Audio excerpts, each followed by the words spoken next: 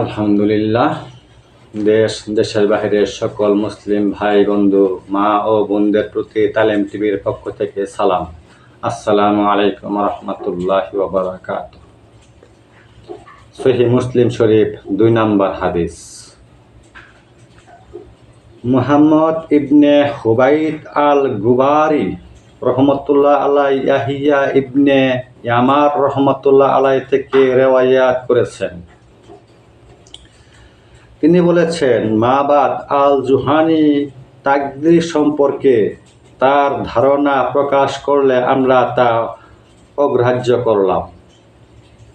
তিনি ইয়াহিয়া ইবনে ইয়ামার বলেন, আমি এবং হুমাইদ ইবনে আব্দুর রহমান হজ আদায় করতে গিয়েছিলাম।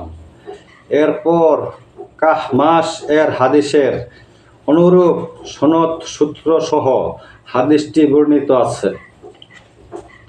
অবশ্য এই বর্ণনায় কিছুটা কম বেশি কথা উল্লেখ করা হয়েছে।